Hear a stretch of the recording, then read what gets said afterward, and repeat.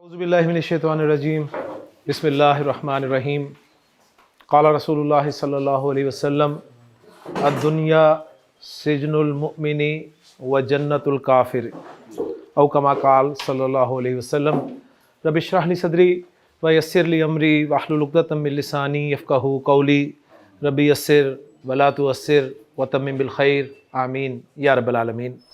اللہ کے رسول صلی اللہ علیہ وسلم کا ایک مختصر سا فرمان ہے لیکن بہت ہی جامع بات آپ نے فرما دی ہے اس ایک جملے میں۔ آپ نے فرمایا کہ الدنیا سجن المؤمن و جنت الکافر، یہ دنیا جو ہے یہ مومن کی جیل ہے اور کافر کی جنت۔ جیل جیسا کہ آپ کو معلوم ہے کہ پابندیوں کا نام ہے، جیل میں آپ کی نہیں چلتی، لہٰذا مومن جو ہوگا وہ دنیا میں اپنی نہیں چلائے گا، اسے رولز اینڈ ریگولیشنز جو ہیں وہ فالو کرنے ہوں گے۔ جنت میں کیا ہوگا؟ جنت میں آپ کی اپنی مرضی چلے گی، جو چاہیں گے، جو کرنا چاہیں گے وہ کریں گے، آزادی ہوگی۔ لہذا فرما دیا کہ جو مومن ہے اس کے لیے تو یہ جیل ہے، لیکن کافر کے لیے جنت ہے۔ کافر موزے کرتا ہے۔ اللہ تعالیٰ سے دعا ہے کہ اللہ تعالیٰ ہمیں آپ سے سم کی یہ مختصر فرامین جو کہ بہت جامع فرامین ہیں ان کو سمجھنے کی اور ان پر عمل کرنے کی توفیق عطا فرمائے۔ میں نے آپ کے سامنے جو مختصر سی حدیث رکھی ہے اس میں جو سجن المؤمنی اور جنت الکافری ہے یہ بھی دو مرکب ہیں، دونوں مرکب ناقص ہیں جن کا ترجمہ میں نے مومن کی جیل اور کافر کی جنت کے طور پہ کیا ہے، اور پھر ان دونوں مرکبات کو ایک جملے میں استعمال کر کے آپ کے سامنے حدیث کی صورت میں پیش کیا ہے۔ جیسا کہ آپ جانتے ہیں کہ ہمارا جو سبق چل رہا ہے وہ مرکبات ناقصہ کا چل رہا ہے، اور ہم نے اپنے اس سبق میں یعنی مرکبات ناقصہ کے سبق میں 4 مرکب ناقص پڑھنے ہیں: مرکب توصیفی، مرکب اشاری، مرکب اضافی اور مرکب جاری۔ ان 4 میں سے 2 مرکبات ناقص ہم الحمدللہ پڑھ چکے ہیں جو کہ مرکب توصیفی اور مرکب اشاری تھے۔ مرکب توصیفی ایسا مرکب تھا جس میں صفت استعمال ہو رہی تھی، اور اس کی بہت ساری ایگزامپلز ہم نے عام عربی میں بھی کی اور قرآن مجید سے بھی اس کی ایگزامپلز دیکھی۔ مرکب اشاری ایسا مرکب ناقص ہے جس میں اسماء اشارہ استعمال ہوتے ہیں، اس کی بھی ہم نے بہت ساری ایگزامپلز عام عربی میں بھی کی اور قرآن مجید سے بھی دیکھی۔ تو الحمدللہ آج ہم اپنا تیسرا مرکب ناقص جس کا نام مرکب اضافی ہے وہ شروع کرنے لگے ہیں جی۔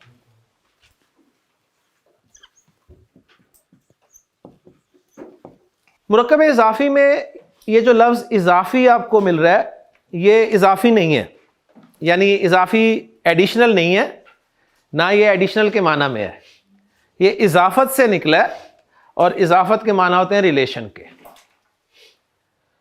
تو مرکب اضافی ایک ایسا مرکب ناقص ہوگا جس میں آپ ایک اسم کو دوسرے اسم کے ساتھ ریلیٹ کریں گے، ایک اسم کو دوسرے اسم کے ساتھ ریلیٹ کریں گے، اس کا تعلق قائم کریں گے۔ مرکب توصیفی میں صفت آتی تھی، مرکب اشاری میں اشارہ آتا تھا، مرکب اضافی میں ایک اسم دوسرے اسم کے ساتھ ریلیٹ ہو رہا ہوگا، اور یہ ریلیشن جو ہے یا یہ جو تعلق ہے وہ ہم عام طور پہ اردو زبان میں کا، کے، کی جیسے الفاظ سے پیدا کرتے ہیں۔ بس میں اس کی ایگزامپل آپ کے سامنے ایک رکھتا ہوں تو بات کلیئر ہو جائے گی۔ میں کہتا ہوں جی زید کی کتاب، تو زید کی کتاب ایک مرکب اضافی کی ایگزامپل ہے۔ اب آپ غور کریں مرکب توصیفی نہیں ہے، آپ غور کریں مرکب اشاری نہیں ہے۔ اشاری پہچانا تو بہت آسان ہے نا، اشارے کے لیے لفظ ہی نہیں ہے، گنتی کے اشارے ہیں۔ توصیفی بھی نہیں ہے کیونکہ صفت ہی نہیں ہے کوئی۔ تو اب یہ اضافت والا مرکب ہے، یعنی ریلیشن والا مرکب ہے، ایک اسم کو دوسرے اسم کے ساتھ ریلیٹ کیا جا رہا ہے، ایک اسم کا دوسرے اسم کے ساتھ تعلق قائم کیا جا رہا ہے۔ تو گویا آسان پہچان اس کی کہ آپ کو کا، کے، کی کے لفظ مل جائیں 2 اسماء کے درمیان میں، آپ کا پکا مرکب اضافی ہے۔ اس لیے حدیث میں سنیے گا مومن کی جیل کافر کی جنت، تو کی آ گیا مرکب اضافی۔ تو انشاءاللہ تعالیٰ وہ بھی کنسٹرکٹ ہو جائیں گے، اور انشاءاللہ تعالیٰ ہم سٹارٹ لیتے ہیں جی مرکب اضافی کے پارٹس سمجھنے کے اعتبار سے، کیونکہ ہم نے کم از کم جو 2 اسماء ہیں ان کے مرکب میں استعمال ہونے کے اعتبار سے جو پارٹ بنتے ہیں وہ اس مرکب کا، اس کو سمجھنے کی کوشش کی ہے. جس طرح مرکب توصیفی میں موصوف اور صفت ہوتے ہیں، اشاری میں اشارہ اور مشار الیہ ہوتے ہیں، اس میں کیا ہوتے ہیں، اس میں اب چیک کرتے ہیں. اس میں آپ مزید غور کریں گے تو آپ کو پتہ چلے گا کہ کتاب کو آپ ریلیٹ کر رہے ہیں زید کے ساتھ، کتاب کو ریلیٹ کر رہے ہیں زید کے ساتھ، زید کو نہیں ریلیٹ کر رہے کتاب کے ساتھ. کتاب بتا رہے ہیں کہ آپ زید کی ہے، کتاب کا تعلق آپ زید کے ساتھ قائم کر رہے ہیں. تو جس اسم کو ریلیٹ کیا جائے، جس اسم کا تعلق قائم کیا جائے، گرامر کی اصطلاح میں اس کو مضاف کہتے ہیں، مضاف. اور جس اسم کے ساتھ ریلیٹ کیا جائے، جس اسم کے ساتھ تعلق قائم کیا جائے، اس کو مضاف الیہ کہتے ہیں.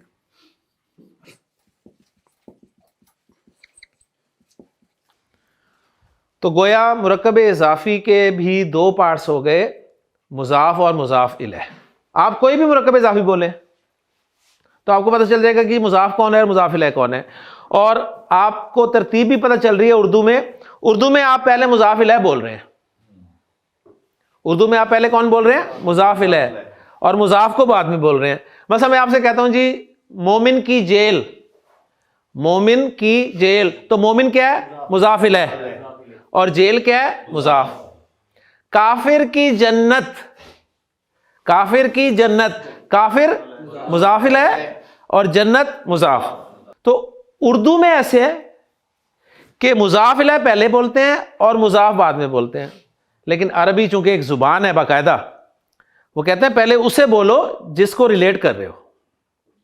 جس طرح مرکب توصیف میں انہوں نے کہا پہلے موصوف لاؤ، صفت تو بعد میں آئے گی، موصوف پہلے ہوگا تو صفت آئے گی نا، ہم صفت کو پہلے بول دیتے ہیں.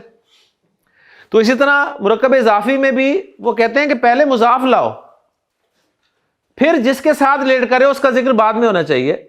تو پرائرٹی کس کو حاصل ہے، مضاف کو، جس کو آپ ریلیٹ کر رہے ہیں. لہٰذا جب بھی آپ اردو مرکب اضافی کو عربی میں کنسٹرکٹ کریں گے تو پھر آپ کو دو تیر چلانے پڑیں گے. یعنی مضاف کو آپ پہلے لائیں گے اور مضاف الیہ کو اس کے بعد لائیں گے. اب میں سمپل ان کی عربی لکھ دوں پہلے، پھر میں آپ کو ان کے رولز بتاتا ہوں.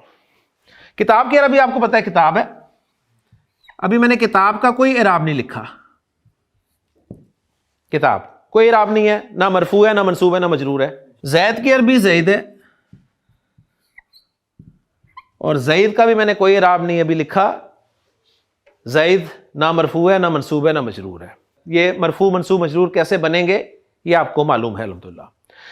لے جی اب جو مضاف ہے نا اس کے اپنے رولز ہیں اور مضاف الیہ کے اپنے رولز ہیں. تو پوری توجہ چاہیے آپ کی. یہ بات سن لیں کہ قرآن میں اور حدیث میں سب سے زیادہ استعمال ہونے والا مرکب ناقص مرکب اضافی ہی ہے، سب سے زیادہ. بے شمار ایگزامپلز آپ کو ملیں گی مرکب اضافی کی. تو اس لیے مرکب اضافی کو سمجھنا بہت ضروری ہے. مضاف کے لیے کیا شرائط ہیں یا مضاف کے کیا قواعد ہیں وہ میں آپ کے ساتھ شیئر کر دوں. مضاف کے لیے جو پہلا قاعدہ ہے یا مضاف کے لیے جو پہلی شرط ہے وہ یہ ہے کہ مضاف پر آپ نے الف لام کو داخل نہیں کرنا. جو بھی اسم آپ مضاف بنا کر لا رہے ہوں گے اس پہ آپ نے ال نہیں لانا. آپ لائیں گے لیکن نہیں لانا، ایک شرط. اور دوسری شرط یا دوسرا قاعدہ جو مضاف کا ہے وہ یہ ہے کہ اگر مضاف کا لفظ جو مضاف بن رہا ہے لفظ، یہ جو 5 آپ کے پاس ہیں، ان 5 میں مجھے یہ بتائیے، ان 5 میں یہ اور یہ کون ہے؟ واحد اور جمع مکسر، اور یہ مثنی جمع سالم مذکر اور جمع سالم مؤنث. یہ جو 5 طرح کے اسماء ہم نے پڑھے ہیں، مجھے آپ یہ بتائیے ان 5 طرح کے اسماء میں سے کون کون سے اسماء وہ ہیں جن کے آخر میں تنوین آتی ہے؟ واحد اور جمع مکسر کے آخر میں تنوین آتی ہے. اور جمع سالم مؤنث کے آخر میں بھی تنوین آتی ہے. تنوین تو آتی ہے نا, ڈبل حرکت آتی ہے نا, تنوین ڈبل حرکت ہے نا. باقی صرف مثنیٰ اور جمع سالم مذکر کے آخر میں تنوین نہیں آتی. ان 3 کیٹیگریز میں تنوین آتی ہے اور ان 2 میں تنوین نہیں آتی. اور یہ پانچوں کے پانچوں مضاف بن کر آئیں گے, یہ پانچوں کے پانچوں مضاف بن کر استعمال ہوں گے. جب یہ پانچوں کے پانچوں مضاف بن کر استعمال ہوں گے تو آپ نے ایک تو ان پہ ال نہیں داخل کرنا, اور دوسرے نہ ہی تنوین لانی ہے, نہ ہی تنوین لانی ہے. تنوین کن کی آتی ہے؟ ان کی. یہ جب آئیں گے تو ان کی تنوین بھی نہیں لانی, الف لام بھی نہیں لانا, تنوین بھی نہیں لانی. الف لام بھی نہیں لانا, تنوین بھی نہیں لانی. اچھا, اب یہ 2 بچ گئے, مثنیٰ اور جمع سالم مذکر. ان کے آخر میں کیا آتا ہے؟ نون. مثلا مسلم, مسلمانی, مسلمون, ایسے ہی ہے نا. کافر, کافرن واحد, کفارن جمع مکسر, تنوین آ گئی. کافرانی تنوین نہیں ہے, کافرونا تنوین نہیں ہے, کافراتن تنوین ہے. تو کافرن, کفارن اور کافراتن جب یہ مضاف بنیں گے تو تنوین بھی نہیں لانی ان پہ, الف لام بھی نہیں لانا. باقی جو یہ 2 ہیں مثنیٰ اور جمع سالم مذکر, ان کے جو آخر میں نون آ رہا ہے نا, وہ نون بھی نہیں لانا. تو گویا تنوین بھی نہیں آئے گی اور مثنیٰ اور جمع سالم مذکر کا نون یہ بھی نہیں آئے گا. تو یہ 3 چیزیں مضاف پر آپ نے نہیں لانی. میں پھر زور دے رہا ہوں, نہیں لانی. آپ پھر بھی لائیں گے لیکن نہیں لانی. مضاف بنے گا ہی تب آپ کا جب اس میں نہ تو الف لام ہوگا نہ ہی تنوین ہوگی, کیونکہ آپ کو پتہ ہے نا, اگر تنوین ہوتی ہے تو الف لام نہیں ہوتا, الف لام ہوتا ہے تو تنوین ہوتی ہے. یہ دونوں ہی نہیں آئیں گے, نہ الف لام آئے گا نہ تنوین آئے گی. اور مثنیٰ اور جمع سالم مذکر کے آخر میں جو نون آ رہا ہے, جیسے مسلمانی, اس کا نون بھی نہیں آئے گا, مسلمونہ اس کا بھی نون نہیں آئے گا. اگر آپ یہ کام کر دیں گے کسی اسم کے ساتھ تو آپ کا مضاف تیار ہو جائے گا, آپ کا مضاف تیار ہو جائے گا. اب پہلے ہم مضاف کو تیار کر لیتے. کتاب لفظ واحد ہے, واحد ہے. اچھا, اگر میں کتاب کو مرفوع رکھنا چاہوں تو یہ بنے گا کتابن, کتابن بنے گا نا. اچھا جی, اب اگر تنوین ہٹاؤں تو ال لگانا پڑے گا.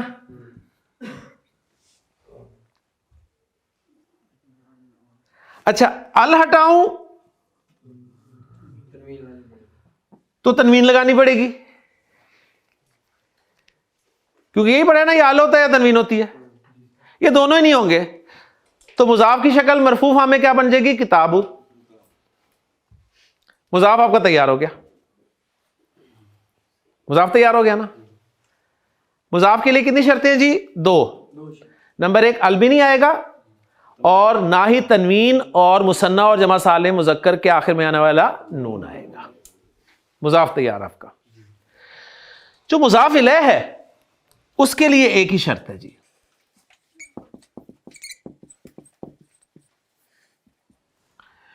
مضاف الیہ کے لیے ایک ہی شرط ہے. مضاف الیہ کے لیے نہ تو یہ شرط ہے کہ اس پہ الف لام نہیں آئے گا, تنوین نہیں آئے گی, کوئی اوپر والی جو مضاف کے لیے شرط ہے نا وہ کوئی شرط نہیں ہے اس کے لیے. مضاف الیہ پہ تنوین بھی آ سکتی ہے, الف لام بھی آ سکتا ہے, مثنیٰ ہوگا تو نون بھی آئے گا, جمع سالم مذکر ہوگا تو نون بھی آئے گا, اس کے لیے ایسی کوئی شرط نہیں ہے. مضاف کے لیے صرف ایک شرط ہے, صرف ایک شرط یہ ہے کہ مضاف الیہ آپ کا ہمیشہ مجرور ہوگا. مضاف الیہ ہمیشہ آپ کا مجرور آئے گا. تو آج آپ کو کسی بھی اسم کے مجرور ہونے کی پہلی وجہ پتہ چل رہی ہے. پہلے آپ کو فارمز تو پتہ ہے مجرور ہر اسم کی, لیکن مجرور کب کب ہوتا ہے؟ وہ پہلی وجہ پتہ چل رہی ہے کہ جب بھی کسی مرکب اضافی میں کوئی اسم مضاف الیہ بنے گا تو وہ ہمیشہ مجرور ہوگا. اب زید جو ہے یہ مضاف الیہ کی جگہ پہ آ رہا ہے نا, اور اس کے لیے ایک ہی شرط ہے کہ مجرور ہونا چاہیے. تو زید واحد ہے, واحد کی مجرور کیسے آتی ہے؟ دو زیر کے ساتھ. الف لام ہو تو ایک زیر آ جاتی ہے, لیکن زید پہ آپ کو پتہ ہے الف لام ہم لا ہی نہیں سکتے, وہ تو پہلی معرف ہے. لہذا زیدن, زیدن اور زیدن. لیں جی آپ کا پہلا مرکب اضافی بن گیا زید کی کتاب, کتاب زیدن, کتاب زیدن. اب آپ کہیں گے جی اردو میں تو کی بھی لگا ہوا ہے, وہ کی کا ہے؟ عربی میں کی کوئی نہیں ہے, ٹھیک, عربی میں کی نہیں ہے. وہ کی کیسے بن رہا ہے؟ جس طرح ہے بنا تھا نا معرفہ نکرہ کمبینیشن سے, یہ کی اس کمبینیشن سے بن رہا ہے کہ پہلا اسم نہ تو اس پہ الف لام ہو نہ ہی تنوین ہو اور دوسرا مجرور ہو, تو کا کے کی خود ہی بن جاتا ہے کتاب زیدن. تو جس کو ریلیٹ کیا جا رہا ہے اسے پہلے لا رہا ہے رب, اور جس کے ساتھ ریلیٹ کر رہا ہے اس کو بعد میں لا رہا ہے. ہاں جب آپ ترجمہ کریں گے تو پیچھے سے ترجمہ کریں گے زید کی کتاب. اب آپ کو یہ پتا ہے زید کا کتاب آپ کر نہیں سکتے, زید کے کتاب آپ کر نہیں سکتے, اتنی اردو تو آپ کو آتی ہے ماشاءاللہ, آپ زید کی کتاب ہی کہیں گے. تو پہلا مرکب اضافی بن گیا جی آپ کا الحمدللہ. اب ہم بہت سارے مرکب اضافی بناتے ہیں. اب اس میں دیکھیں کوئی پابندی نہیں ہے کہ جی دونوں جنس عدد وسعت میں ایک جیسے ہونے چاہیے, کوئی پابندیوں سے آزاد ہو گئے آپ. بائی چانس یہ بھی مذکر ہے یہ بھی مذکر ہے, صحیح, لیکن اعراب دونوں کا مختلف ہے, صحیح. اچھا عدد بھی دونوں کا بائی چانس سیم ہو گیا, لیکن ایسی کوئی شرط نہیں ہے, ایسی کوئی شرط نہیں ہے کہ کوئی چیزیں ملتی جلتی ہونی چاہیے. یہ ایک چیز ہے وہ ایک چیز ہے, دونوں الگ ہیں, آپ ان دونوں کو ملا رہے ہیں, بس ان کا تعلق قائم کر رہے ہیں. کلیئر ہو گیا جی؟ لیکن جی اگر زید کی کتاب بن گئی ہے کتاب زیدن, تو آپ زید کا گھر بھی بنا سکتے ہیں. کیا ہوگا جی؟ بیت زیدن, بیت زیدن. اگر آپ نے زید کا گھر بنا دیا ہے تو آپ زید کا قلم بھی بنا سکتے ہیں, قلم زیدن, قلم زیدن, زید کا قلم. اگر آپ نے زید کا قلم بنا دیا ہے تو آپ زید کی کرسی بھی بنا سکتے ہیں جی, کرسی زیدن, کرسی زیدن. آپ زید کا بیٹا بھی بنا سکتے ہیں, ولد زیدن, ابن زیدن. زید کی بیٹی بھی لا سکتے ہیں, بنت زیدن. زید کی بہن بھی لا سکتے ہیں, اخت زیدن. زید کی ماں بھی لا سکتے ہیں, ام زیدن. ایک بنا لیں آپ, بے شمار بنیں گے انشاءاللہ تعالی. اچھا زید کی کتاب تو بنا لی آپ نے, اب ہم نے بنانی ہے ابراہیم کی کتاب. ہم نے بنانی ہے ابراہیم کی کتاب. تو کتاب ہی رہے گی, کتابو, اور ابراہیم مضاف الیہ کی جگہ پہ آئے گا, اور ابراہیم مجرور آئے گا. آپ کو یہ پتا ہے کہ ابراہیم غیر منصرف اسم ہے, پتا ہے نا, غیر منصرف اسم. اور غیر منصرف اسم کے بارے میں آپ کو یہ پتا ہے کہ غیر منصرف اسم پر ڈبل حرکت نہیں آتی, ایسے ہی ہے نا. غیر منصرف پر ڈبل حرکت جہاں نہیں آتی وہاں پر غیر منصرف کے بارے میں ایک اور چھوٹی سی چیز نوٹ کر لیں. غیر منصرف پر جس طرح ڈبل حرکت نہیں آتی اسی طرح غیر منصرف اسم مجرور فارم میں, غیر منصرف اسم مجرور فارم میں زیر بھی نہیں ہوتا. غیر منصرف اسم پر جہاں ڈبل حرکت نہیں آتی وہاں وہ مجرور فارم میں زیر بھی نہیں ہوتا. ابراہیم غیر منصرف اسم ہے, لہذا اس کی مرفوع فارم ہوگی ابراہیمو, میم پیش منہ, واحد پیش کے ساتھ آتا ہے نا, ڈبل حرکت نہیں آئے گی ورنہ ابراہیمن کہتے ہیں ہم. منصوب فارم میں یہ ابراہیمہ آگا, ابراہیمہ آئے گا, ابراہیمہ بنے گا. دو. اب مجرور فارم میں بھی یہ ابراہیما ہی ہوگا، ابراہیما ہی ہوگا، ابراہیمی نہیں ہوگا۔ تو غیر منصرف کے بارے میں اب دو باتیں پتہ چل گئی آپ کو کہ غیر منصرف اسم اس پہ تنوین بھی نہیں آتی، یعنی ڈبل حرکت بھی نہیں آتی، اور غیر منصرف اسم مجرور فارم میں زیر بھی نہیں ہوتا، مجرور فارم میں زیر بھی نہیں ہوتا۔ اچھا جی مجھے بتائیے، ابراہیم کی کتاب بن گئی، تو مریم کی کتاب بنا سکتے ہیں آپ؟ کیا بنے گی؟ کتاب مریم۔ مریم غیر منصرف ہے، غیر منصرف میں نے بتایا تھا خواتین ڈبل حرکت نہیں لے سکتی، بوجھ ہے، ٹھیک ہے، اور خواتین زیر ہوتی ہیں۔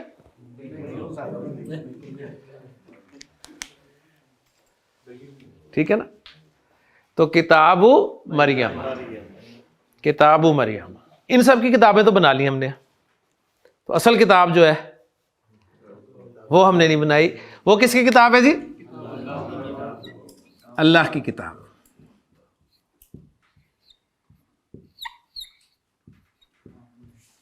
کتاب اللہ، اللہ کی کتاب، کتاب اللہ۔ اگر اللہ کی کتاب بنا لی ہے آپ نے، تو اللہ کی کتاب کس پہ نازل ہوئی ہے؟ محمد صلی اللہ علیہ وسلم پر، اور محمد صلی اللہ علیہ وسلم کیا ہیں؟ سب سے پہلے عبد اللہ، اللہ کے بندے۔ اشہد ان لا الہ الا اللہ وحدہ لا شریک لہ واشہد ان محمدًا عبدہ ورسولہ۔ تو پہلے محمد صلی اللہ علیہ وسلم اللہ کے بندے ہیں، اور پھر آپ اللہ کے رسول ہیں، رسول اللہ ہے۔ اللہ کی کتاب، اللہ کا بندہ، اللہ کا رسول، اللہ کی مدد، نصر اللہ، نصر اللہ، اذا جاء نصر اللہ،